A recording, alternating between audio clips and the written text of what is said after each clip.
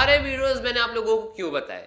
तो गाइज ये सारे वीडियोस मैंने ही बनाए थे, तब बनाए थे जब तारक मेहता में मल्टीपल कंट्रोवर्सीज चल रहे थे, जब तारक मेहता में कॉमेडी नहीं हो रही थी, जब तारक मेहता में एपिसोड खींचे जा रहे थे। लेकिन गाइज जब तारक मेहता में सब कुछ गलत चल रहा था उस टाइम पे अगर हमने वीडियो बनाया है, तो अब जब तारक मेहता धीरे धीरे सुधर रहा है, धीरे धीरे तारक मेहता की जो क्वालिटी है वो इंक्रीज हो रही है, तो हमें उस पर भी वीडियोस बनाने चाहिए। अब यहाँ पर ज्यादा कुछ बढ़ा चढ़ा करके भी मैं नहीं कहूंगा, तारक मेहता जरूर सुधर रहा है। मतलब सुधर रहे से मेरा मतलब है कि तारक मेहता की जो क्वालिटीज है, एपिसोड की क्वालिटीज है, स्टोरीज है, वो जरूर इन्हेंस हो रही है। लेकिन भाई साहब इतनी भी ज्यादा इन्हेंस नहीं हो रही जितना भी मतलब हम लोग सोच रहे हैं। मतलब जैसे आप लोग देखिएगा कि स्टोरीज तो काफी अच्छी हो चुकी है, कॉमेडी हो चुकी है, लेकिन भाई साहब जो एक्टर्स है उनका क्या? और दैट्स द रीजन की जो पुराने ऑडियंस है वो फील नहीं कर पा रहे, उस चीज को रिलेट नहीं कर पा रहे हैं। इसके अलावा कितनी भी कॉमेडी करे, लेकिन पुराने एपिसोड की बात ही अलग है। लेकिन भाई साहब इन सबको छोड़ करके मैं यहाँ पर अगर बात करूँ 17 साल बाद की, तो भाई साहब 17 साल के बाद में भी ये क्वालिटी मेंटेन करके रखना काफ़ी बड़ी बात है। इसके अलावा भाई साहब अभी एक और चीज़ हुई कि जो मेकर्स हैं और पलक सिधवानी का जो फाइट चल रहा था, केसेस चल रहे थे, वो भी सॉल्व हो चुके हैं। हालांकि ये इतना भी बड़ा कोई मतलब बात नहीं है, बिकॉज ये भी हो सकता है कि जो पलक सिधवानी है उसका केस वाकई में बहुत ज़्यादा स्ट्रांग हो, जिसके कारण प्रोड्यूसर्स लोग को झुकना भी पड़ गया हो, या फिर अगर मेकर्स ने सच में इस केस को सॉल्व करने की कोशिश करी हो, मतलब समझौता सच में कर लिया होगा, तो काफ़ी अच्छी बात है। तो ये तो हुई कुछ नेगेटिव पॉइंट्स। पॉजिटिव पॉइंट्स क्यों रहे? तो भाई साहब अभी काफ़ी टाइम से तारक मेहता में वही रिपीटेड स्टोरीज चल रही थी, वही स्टोरी जो कि हम लोगों ने पहले देख रखी थी, उसी को ही रीमेक करके थोड़ा बहुत उसमें चेंजेस करके बताया जा रहा था। बार बार हर एक महीने में पोपटलाल की शादी देखने को मिल रही थी, दया के नाम पर बार बार बेवकूफ़ बनाया जा रहा था ऑडियंस को, एक स्टोरी को अननेसेसरी स्ट्रेच करके बहुत ज़्यादा लंबा खींचा जा रहा था। लेकिन भाई साहब अगर मैं बात करूं, जब से नई फैमिली की एंट्री के बाद में जो ट्रक चोरी वाली स्टोरी आई थी, उसके बाद से जितनी भी स्टोरीज आ रही हैं सब बहुत छोटी छोटी स्टोरीज आ रही हैं, कोई बहुत बड़े सस्पेंसेस वाली स्टोरीज नहीं है, बहुत छोटी सी स्टोरीज है।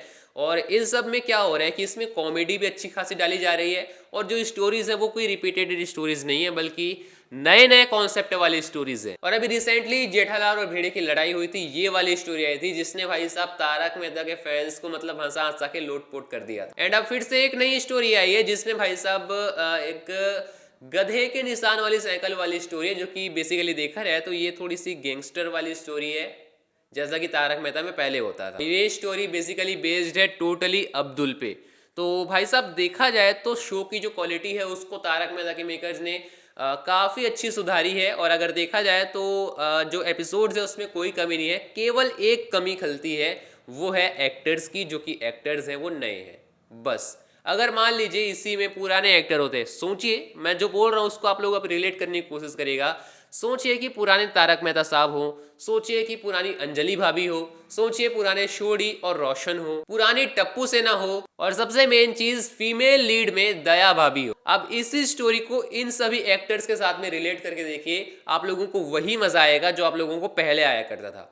तो भाई साहब बस फर्क वही है कि जो एक्टर्स हैं वो नए आ चुके हैं, जिसके कारण ऑडियंस कनेक्ट नहीं कर पा रहे हैं। लेकिन वही है भाई साहब की ऑडियंस को आदत सी पड़ गई है अब तारक मेहता देखने की, और क्योंकि भाई साहब अभी की अब स्टोरीज भी अच्छी आ रही हैं, तो अगर उन सभी को अगर साइड में रखा जाए, जो कि ऐसे तो देखा जाए तो बहुत इम्पॉसिबल वाली चीज है, लेकिन फिर भी अगर उसको साइड में रख करके अभी की स्टोरीज को देखें तो काफी बढ़िया हो चुकी है। तो लॉन्गेस्ट रनिंग शोज में इस टाइप की चीज वैसे देखा जाए तो कॉमन है कि एक्टर्स रिप्लेस हो जाते हैं, और कुछ क्वालिटीज देखी जाए तो वो खराब हो जाती है ना, वही क्वालिटी मेंटेन रही नहीं पाती है। लेकिन भाई साहब फिर भी ओवरऑल देखा जाए तो तारक मेहता देखने लायक तो हो चुका है। जैसा पहले था कि यार देखा ही नहीं जाता था, वही सेम चीज, मतलब एक ही एपिसोड में सेम कॉन्सेप्ट पूरे मतलब आधे घंटे घूम जाता था। ऐसा हो चुका था कि आप लोग अगर पूरे हफ्ते का एपिसोड ना देखें ना तो भी आप कुछ मिस नहीं करते। तो उससे तो भाई साहब लाख गुना बेटर हो चुकी है। तो इस चीज के लिए भाई साहब तारक मेहता के मेकर्स की तारीफ बनती है, खास तौर से राइटर्स की तारीफ बनती है कि उन्होंने सच में कुछ यहाँ पर इनहेंस करने की कोशिश करी है। बाकी अगर इसी टाइप की क्वालिटी आगे भी मेंटेन रह पाती तो काफी अच्छी बात है। अब यहाँ पर घूम फिर करके बात आती है कि टीआरपी क्यों नहीं आ रही जब इतनी सब अच्छी चीजें हो चुकी हैं। तो गाइस देखिए, तारक मेहता की जो ऑडियंस है वो अब कुछ बड़े सस्पेंसेस वाली स्टोरीज देखना पसंद करते हैं, जैसे कि पोपटलाल की शादी, भूतनी वाली स्टोरी, और इस तरीके से किसी मेन कैरेक्टर पर कोई बहुत बड़ी स्टोरी डेवलप हो जाती है ना, उसको देखना भाई साहब अभी के जो ऑडियंस वो पसंद कर रहे हैं, बिकॉज उनको तो पता है कि जो स्टोरीज है वो वही स्टोरीज है, उसमें कुछ खास तो होगा नहीं। तो माइंड में ना वो चीज, वो जो थिंक है वो बैठ चुकी है कि तारक मेहता में कॉमेडी बिल्कुल नहीं होती है, एपिसोड को स्ट्रेच किया जाता है। बाकी जो भी लोग तारक मेहता अभी देख रहे हैं वो लोग कमेंट में अपना ओपिनियन जरूर से शेयर कीजिएगा। मैं अगर आप लोगों को बताऊं तो काफी बढ़िया हो चुकी है तारक मेहता, अभी देखने लायक तो हो चुका है। मतलब जैसे पहले अगर हम लोग देखें अभी से 1 साल पहले की अगर बात करें तो उस हिसाब से अभी की जो स्टोरीज है वो काफी बढ़िया हो चुकी है। बाकी इस वीडियो को ज्यादा स्ट्रेच नहीं करते हैं, कमेंट में ओपिनियन जरूर शेयर कीजिएगा। मिलता हूँ किसी और नए वीडियो में, तब तक के लिए जय हिंद।